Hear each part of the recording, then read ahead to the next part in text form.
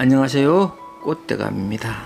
솟아오른 꽃대마다 자주색 꽃뭉치를 하나씩 달고 오순도순 무리를 지어 피어있는 모습이 참 보기 좋습니다.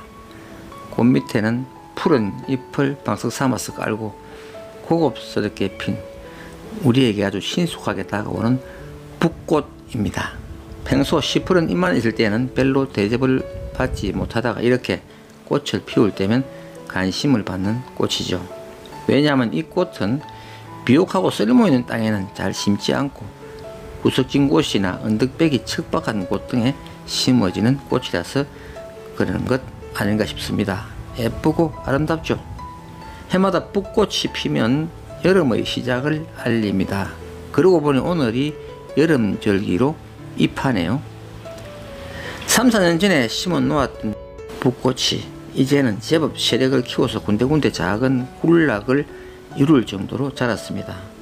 푸른 하늘빛의 꽃이 허드레지게 피어서 아름답고 풍성하게 변해가는 것이 눈에 확 들어옵니다.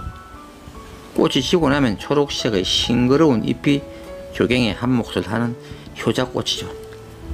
이 시간에는 우리의 생활 주변에서 정겹고 친숙하게 함께 해온 붓꽃의 영상을 준비했습니다.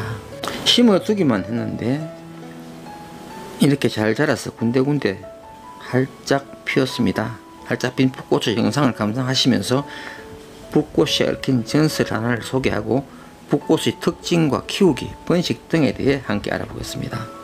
옛날 이탈리아에 아이리스라는 미인이 있었습니다. 명문 귀족 출신으로 착한 마음씨와 고귀한 성품을 지닌 그녀는 로마의 한 왕자와 결혼을 했지만 얼마 지나지 않아 왕자가 병으로 죽고 말았습니다.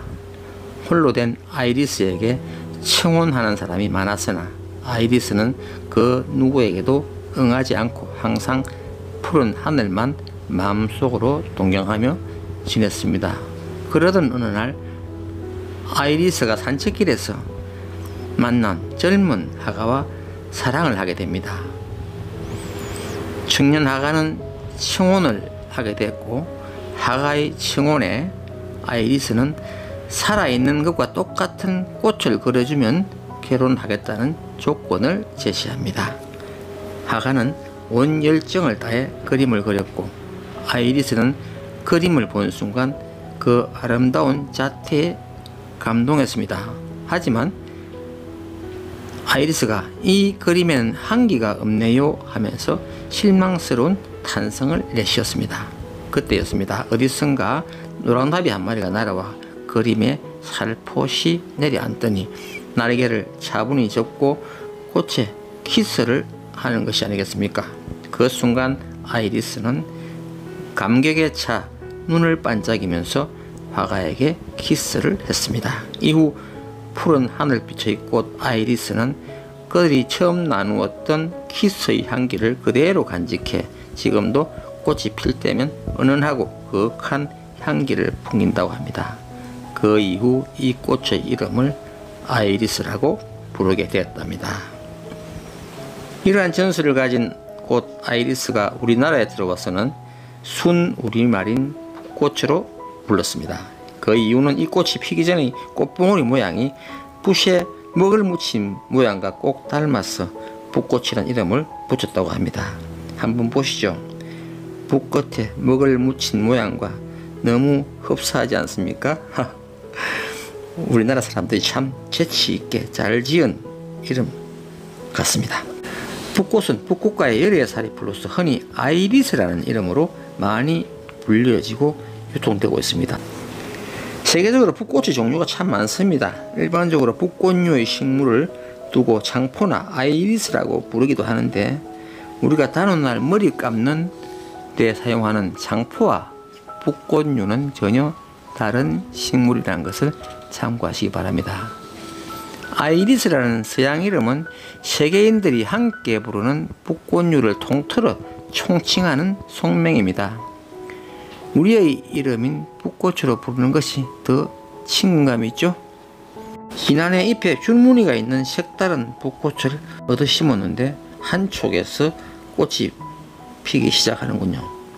꽃의 모양이 같은 것을 보니 운해종인 것 같은데 지난해보다 2배쯤 크게 늘어난 것 같습니다. 붓꽃의 꽃 색깔은 자주색으로 4월에서 6월까지 꽃을 피웁니다. 우리나라 전국 각지에 서식하는데 산과 들, 습기 있는 초원, 길가, 언덕, 양지 등 토양을 가리지 않고 많이 분포하고 있습니다. 꽃이 특이한 모양으로 정감 있게 생겨서 정원이나 화단의 관상용으로 많이 심겨지고 구석진 자투리 땅 또는 언덕배기 못 쓰는 땅 등에 관상겸용 지피식물로 많이 심어져 흔하게 볼 수 있는 꽃입니다. 미관상 보기 안 좋은 공간이나 잡초가 속을 썩이는 곳에 지피 관상겸용으로 심기에 딱 좋은 꽃입니다. 그리고 비가 오면 스스로 땅바닥을 그늘로 가려서 수분 증발을 막아 가뭄에도 잘 견딥니다. 특히 번식력이 좋아서 잡초가 나는 땅에 심어두면 다른 푸른 근처에 자라지 못할 정도로 세력을 키워나갑니다. 지금부터 초여름까지 이렇게 예쁜 꽃을 감상할 수 있고 봄부터 늦은 가을까지 싱싱하고 수려한 초록잎을 감상할 수 있는 일석이조의 효자식물이죠. 물과 거름을 주면 물론 잘 자라겠지만 거름과 물을 주지 않아도 되고 잡초 제거도 안 해도 되고 병충해도 거의 없습니다.